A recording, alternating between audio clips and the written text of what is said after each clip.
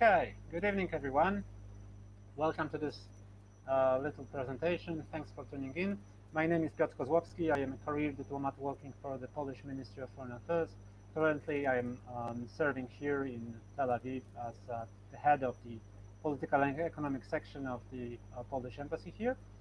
I am also a great fan of foreign languages, and that's why I thought about talking to you a little bit about the role foreign languages play in modern diplomacy. So without further ado, let's kick it off with a short presentation.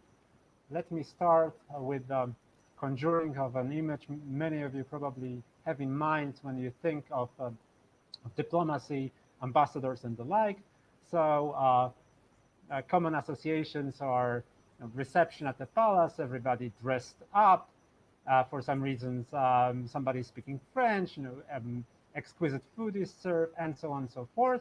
As you can see, I am not at all dressed like that, so this should be a signal for you that not all the stereotypes surrounding the world of diplomacy are actually real. But some of them have a lot to do with language, with communication, with language skills. I made a short list here. It's often said that a diplomat is an honest person who is sent abroad to lie on behalf of their country, or somebody who tells you to go to hell in such a way that you're looking forward to an exciting adventure, or maybe somebody who knows to insult people without offending them, or maybe the diplomat thinks twice before saying nothing. Of course, these all are jokes, right? But they wouldn't be funny if they were totally off. In fact, they already point out several important aspects of diplomatic work and diplomatic life.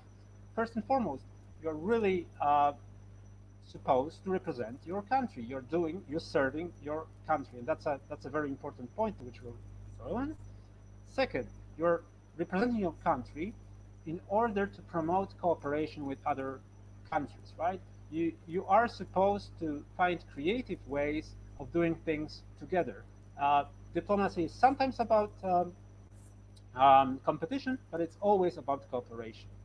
Uh, then sometimes the message you have to pass is harsh, but your job is to make it as non-confrontational as possible. This all means that basically everything you say can be quite important. How you say it, what, and equally so. This should mean that you should be quite careful about the way you talk. Um, so traditional diplomacy, as we have now, can be defined as conduct of official relations between sovereign states, which is practiced by professional agents or diplomats who are authorized to represent their governments. So these all points are important, especially the last one. Diplomats speak on behalf of their governments and countries, which means whatever you say can be taken as your country's position. So this sort of adds importance to your words. But what's the purpose of the job? So I listed some keywords here, which sort of sum up what the actions diplomats do. So you're this is to understand, to inform, to persuade, to negotiate in order to promote joint interests. Right? You try to understand other countries and make them understand your own. You pass on information. You try to influence positions, political positions. You negotiate deals. You negotiate agreements, all with having the best interest of your country in mind. There are many different types, many different ways in which diplomatic practice can be subdivided. Most importantly, on one hand, you have multilateral diplomacy, which means many countries cooperating in a single framework. Usually, that's as a part of international institution of some sort, so like the United Nations or European Union. On the other hand, you have bilateral diplomacy, in which countries cooperate or interact on a one-to-one basis. So each of these has slightly different goals, slightly different toolboxes, and slightly different consequences for the language used. But what's common to all fields of diplomacy is the constant tension between two conflicting principles, which are equally important. First, it's the principle of ease of communication. You want to be easily understood. You want to be communicate effectively, fast, efficiently.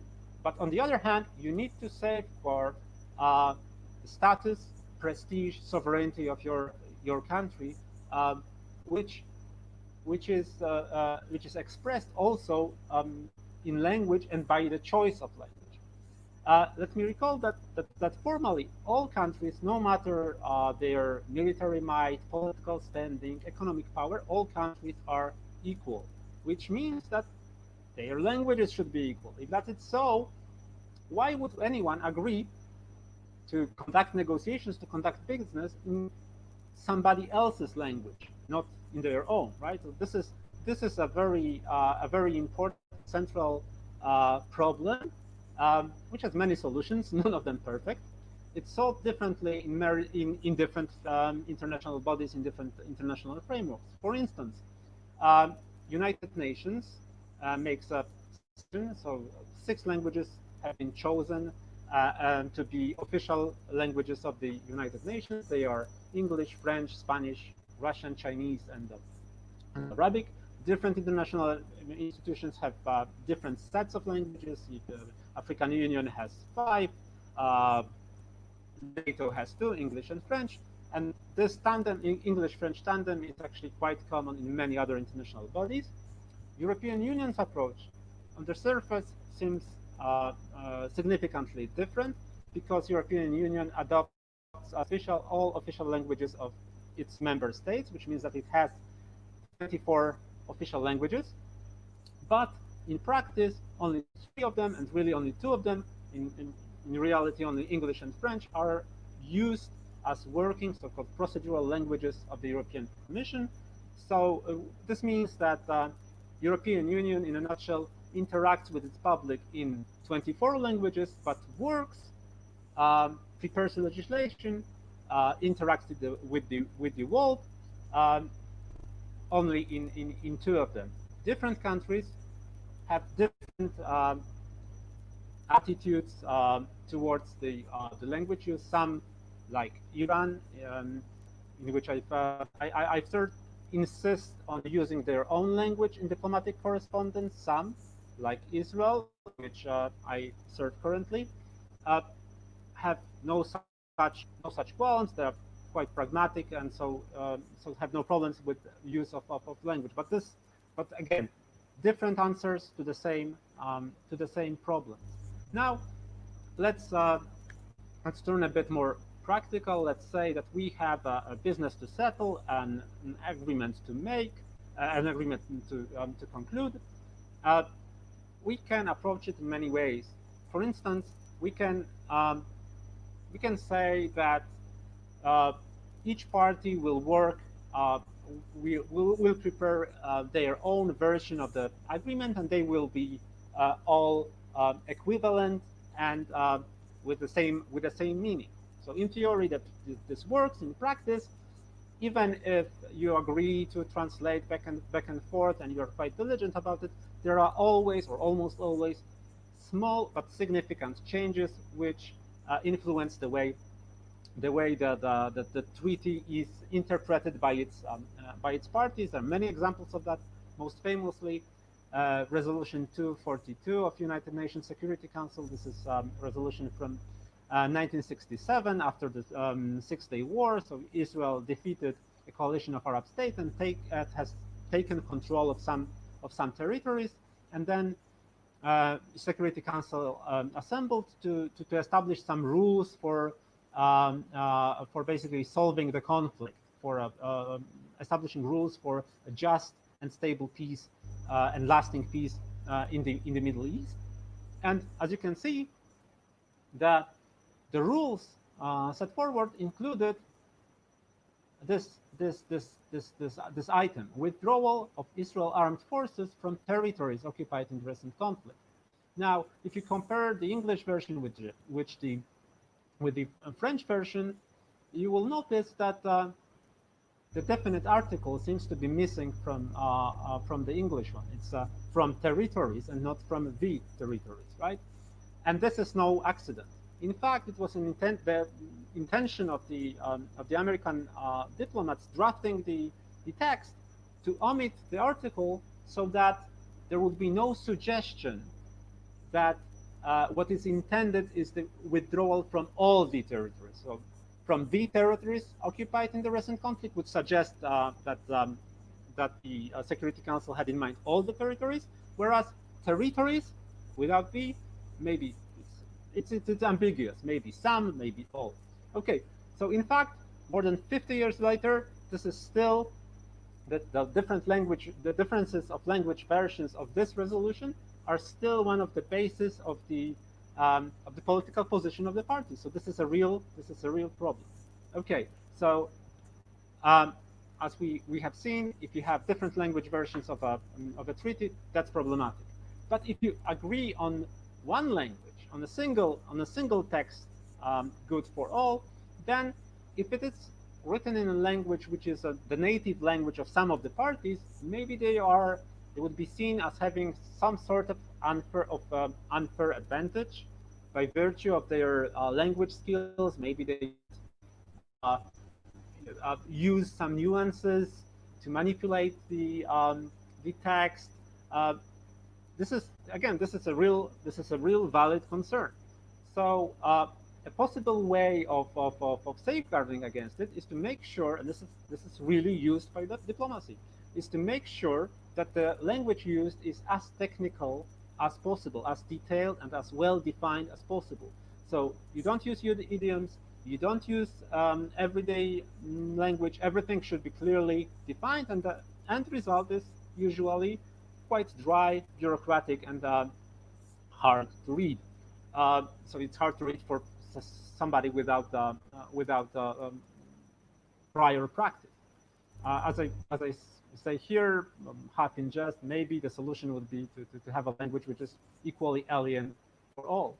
But this idea that you use a certain language which tells one thing on the surface, but you need to be an insider, you need to know the certain diplomatic code to decode it and to understand the real meaning. This is a long-standing principle. This is one of the aspects of the diplomatic trade, so to speak. For instance, in diplomatic correspondence, in the letters that embassies and ministries write to each other, usually you use special opening and closing formulas. So, for instance, this is the opening formula. Then you state the actual content of the letter, and then you end with something like this: the Embassy of the Republic of ... avails itself of this opportunity to renew to the Ministry of Foreign Affairs of the ... here's the name of the host country, the assurances of its consideration. Now, this does seem rather polite, right? Whereas in fact it's not. The formula as quoted here is actually expression of discontent. It's like, this is what you use when you are unhappy with the treatment you have received, because by convention, if all is well, and if all is normal, the formula should be renews the assurances of its highest consideration. Okay, so it's highest consideration, not just consideration, right? And again, this is quite clear to all the diplomats, to the intended recipients of the correspondence, but not so clear to the audience. So that's one of the ways the traditional diplomacy works with language. Okay, let's shift gears a little and to change perspective to that of an individual diplomat. Which languages is the modern diplomat likely to speak? So English wins by far as the default international language, as a default second language of the world. Asian countries do their business among themselves mainly in English. It's basically it's the first truly global international language in the history international relations, period. But having said this, there are several zones, geographical zones on the globe, within which languages other than English have a dominant position. So French is dominant in parts of Africa, Spanish in Central and South America, Russian in former Soviet Union, Arabic in the Arab world, and to a lesser extent in the Muslim world in general. So these are the languages number one, so to speak, in their respective geographic areas. But English, in each of those areas, English is the number two. So it's the next language everybody is likely to speak. Now, if you are a diplomat, you also thinking about your career, you also take into consideration the fact that there are several languages which are official languages of more than one country, which means that you have more opportunities, more posting opportunities, more job openings, and also higher likelihood of meeting up around the world somebody speaking your language in a professional setting. Last but not least, there is the important thing to consider, which is that diplomacy, although it's linked with foreign languages, it's sometimes conducted in the same language. There is such a thing as same language diplomacy. Several critically important issues in the modern world are framed in such a way that there is no language division between the parties. Just think about Korean Peninsula. Think about Taiwan, mainland China relations, Algeria-Morocco relations, or even UK-Irish relations. Each of them absolutely crucial, absolutely essential for the parties involved, but with no language barrier to speak of. Okay, having said this, does that mean that diplomats do not need to speak foreign languages? Well, let's just say that historically, diplomacy is the quintessential elite profession, quite aristocratic. Typically, it is still very difficult to enter, even though barriers of entry are not connected with social class, only with degree and of education. So diplomats are usually highly educated, which in turn usually means that they have quite good foreign language skills relative to their co-citizens. This means that, for instance, you would reasonably expect a Dutch diplomat to speak better English than a Polish diplomat, for instance. In our foreign service, 2 foreign languages spoken at C1 level are required to even start a career path. This is a very high bar compared to other diplomatic services, but usually at least 1 foreign language known at the high level is demanded from a foreign service personnel. In my experience, perhaps most multilingual diplomacy is the Vatican diplomacy, but there are also diplomats which are practically monolingual, in which their officers do not speak any foreign languages as a rule on a really high level. But honestly, if you were to ask yourself if American or British or Canadian or Irish diplomats, if they really need to speak any foreign language at all in able to be fulfilling their duties effectively, I think the answer is no. Okay, let's state a simple fact that the majority of Western diplomats do not know the local language of the country they work in, unless it's an English-speaking country, unless it's a French-speaking country. Maybe Spanish-speaking countries are also a sort of exception.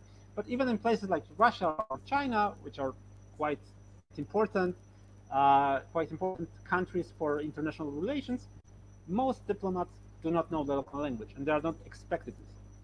Why? Why is that? Why this is the case? Well, basically, because the level of language knowledge which is demanded from the job is quite high. Superficial knowledge, it's useful. Superficial skill just being able to interact socially. They're useful, if at all, only in case of less taught languages. They don't allow you to do your job properly. And in-depth knowledge is quite hard to acquire. And also, important thing, you run the risk of uh, basically committing a blunder. So it's oftentimes it's safer, it's easier to refer back to a language you know really well. You know it really well. You have full control of it. You are able to deliver official speech in it, and it will sound right. Um, so that's that. So even if you do know a local language, maybe you are not likely to use it in all work-related situations. Also because if there are, for instance, if there are other people on your side of the room who don't know the language, well, your opportunity is lost. I mean, everybody needs to be on the same page. The person taking notes must understand what is being said, and so on and so forth. So this means that everything drifts towards the lowest common denominator, most likely English. On the other hand, if you do know the language that you're not expected to, you benefit from a local language premium of sorts, which becomes the fewer host country citizens speak foreign language as well. So if they all speak English anyway, it's not so big a bonus. If their first language is the only way to really enter any meaningful interaction with them, that's already a great benefit. It gives you access to a lot of really useful resources, legal documents, which are usually not translated, parliamentary proceedings, media discourse oriented to own audience, not foreign audience. This is something. That's something which is quite often wildly different. You have access to broader spectrum of interlocutors who present you with many different opinions, wider range of opinions. You understand local context. You understand pop culture references.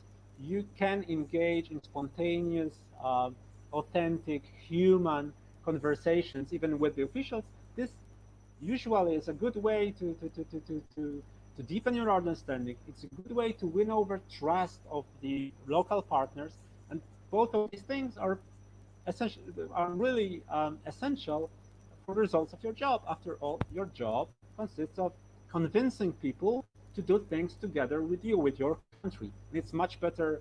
Your chances are much higher if this is all conducted in an atmosphere of trust and understanding. Of course, if you are successful in acquiring an in-depth understanding of local culture, it may be that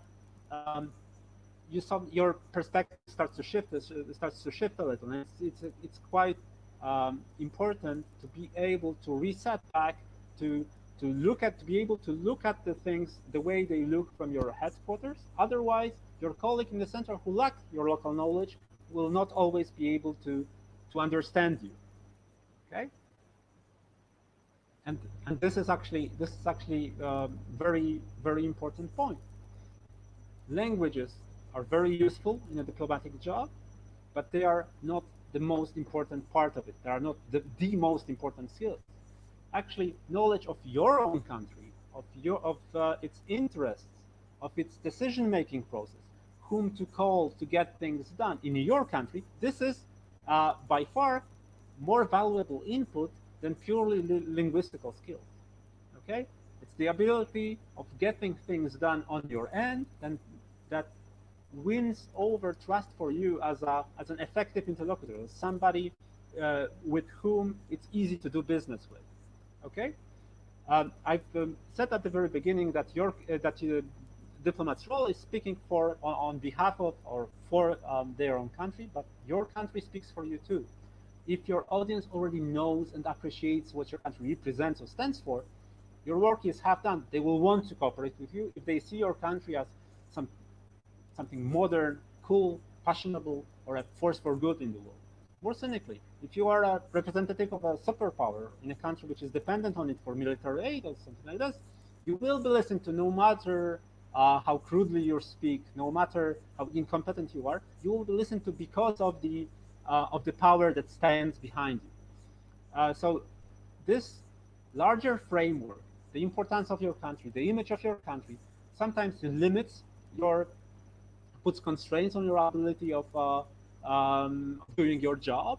But on the other hand, if you can be funny, interesting, likable, trustworthy, be a good interlocutor, and here local language knowledge and the knowledge of local culture is really extra useful. If you can do that, can use it to create deeper connections, then you can punch above your country's weight.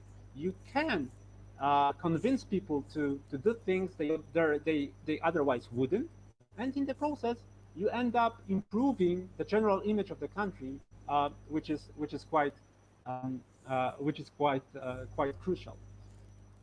Okay, the most important trend in modern diplomacy last 20, 30 years is that it's not just conducted between countries as was the case in the past. Many different actors from provinces to media companies to universities, NGOs, and so on.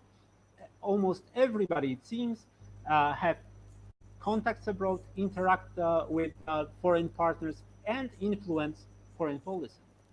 This creates opportunities for diplomats because they have more addresses, more people to engage, persuade, to attract to their cause.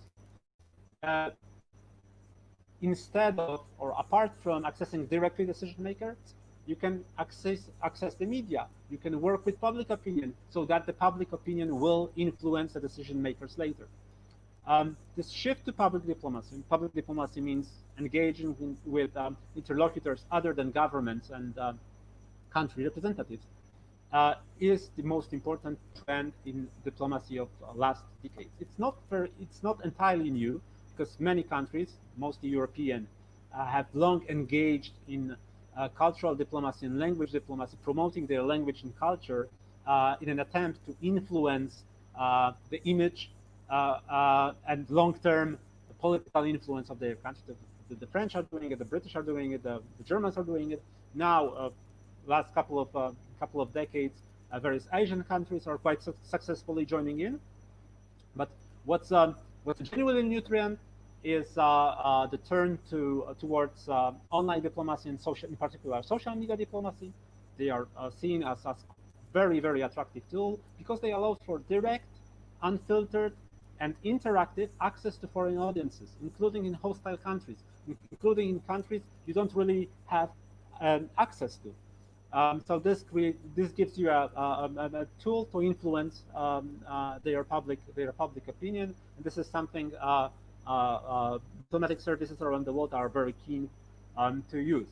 Of course, the characteristic of those new situations diplomacy is being put in are wildly different from the previous framework. Whereas traditional diplomacy consisted of insiders talking to other insiders in a highly coded, formulaic language with no surprises. Surprise would be a bad thing.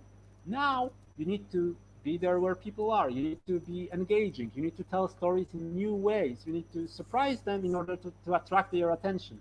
This means going way beyond traditional toolbox and traditional language. So you have to abandon some of the traditional caution. But if you do it well, if you abandon this rigid setting of traditional diplomacy, you will be noticed. Even in case of English, if a politician, and here I present two very, very different examples. If a politician can use colloquial idiomatic language in an interesting and an engaging way, it will be noticed. Okay, so this is the case of the Iranian Foreign Minister Mohammad Javad Zarif. It's the case of Israeli Prime Minister Netanyahu, who is quite skillful in leveraging his public speaking skills, and also in his ability to create a more pop cultural persona. Uh, so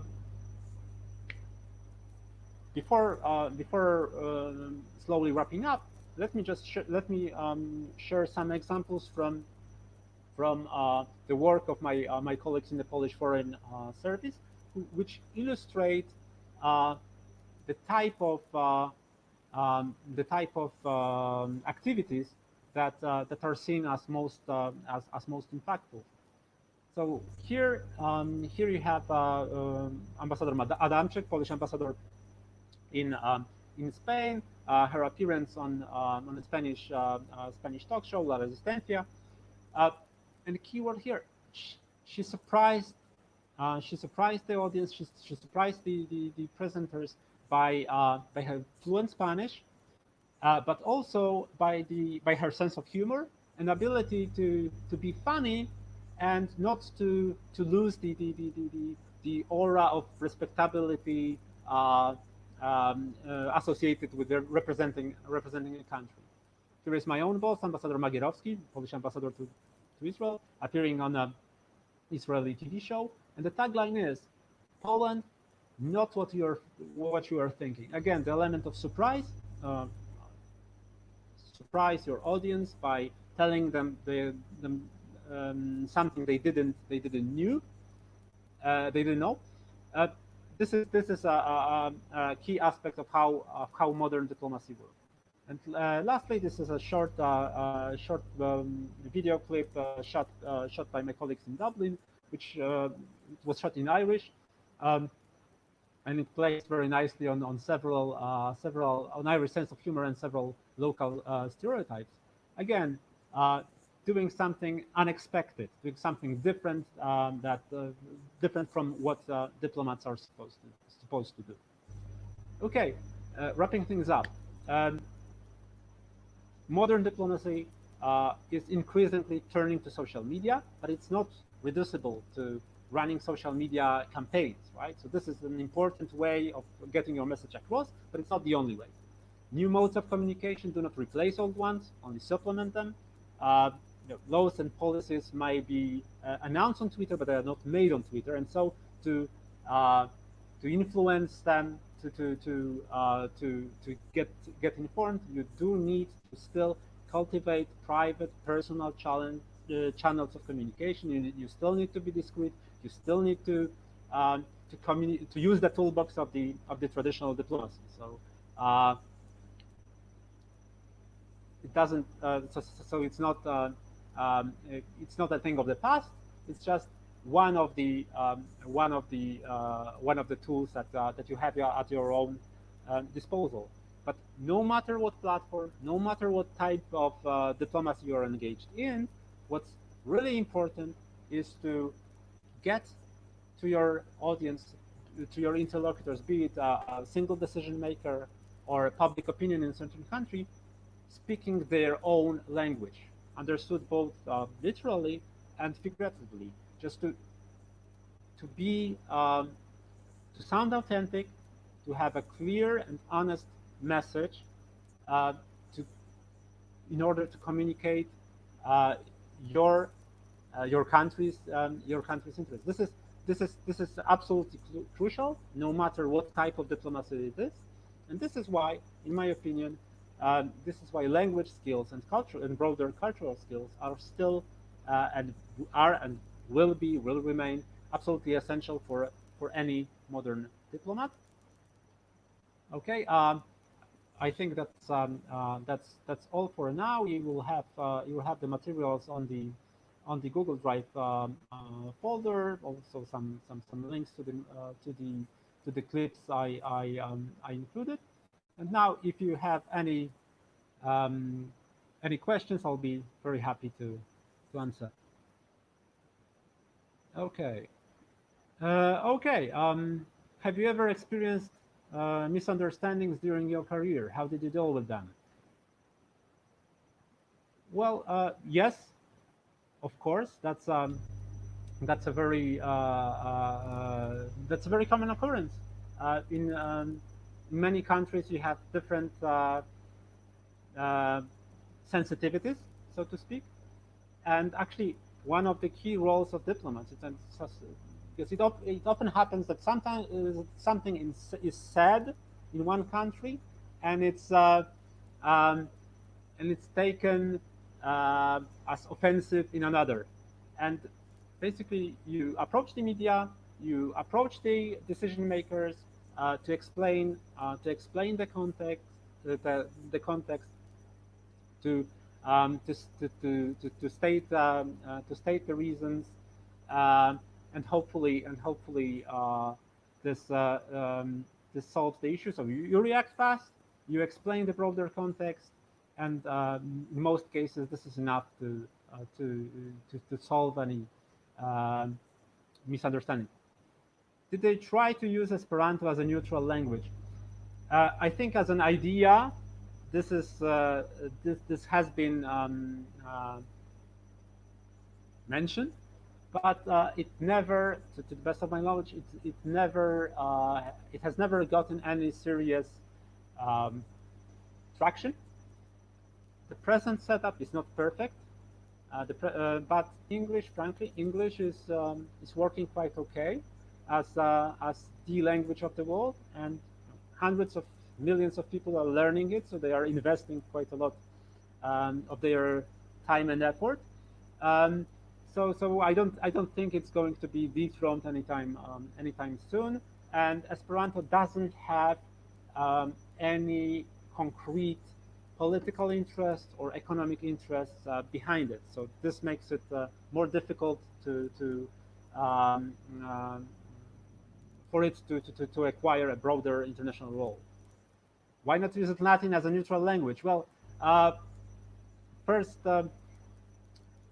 Latin is language of a certain civilization, and in modern world, uh, this is this is okay. So Latin may be neutral in a European context, but in the broader global context, it's not neutral. Why do the Chinese or Japanese or Iranians why would they want to use Latin?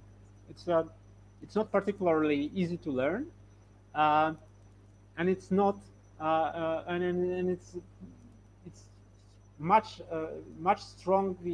more strongly associated with a certain culture and certain religion than English is.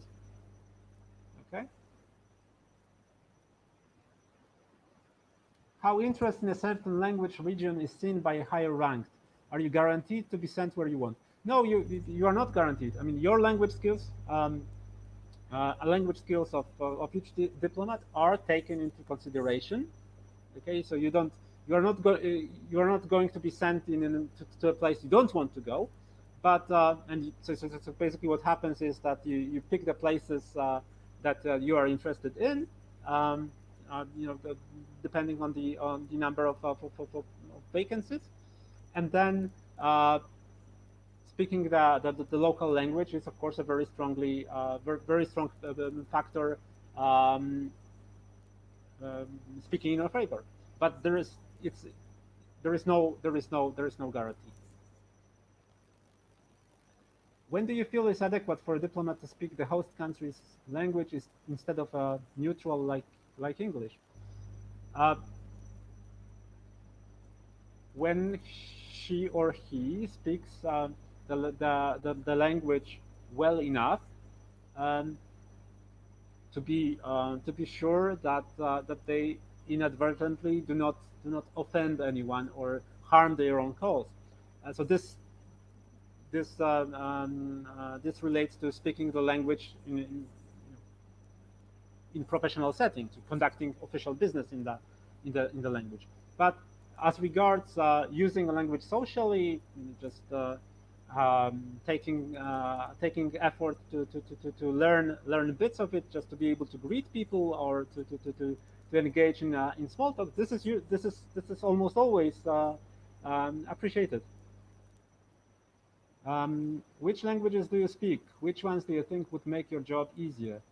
Okay, so I speak English, I speak Russian, I speak Persian, and Persian made my work in Iran much uh, easier and much more rewarding than it would have been otherwise. It's a case of really great added value from speaking a local language. Right now, I serve in Israel. I don't speak Hebrew, but I know it passively well enough to understand the types of texts I need to understand. So I'm okay. Yeah, there is no particular language that I would say I would need for my job. Do you receive language training before starting a mission in a new country? In Polish system, no. There is no no set language training practice for before postings. But in many other services, um, there is such a thing. And in our case, in general, you the ministry doesn't organize language classes for you, but if you take language classes, basically whatever whatever language can argue that is um,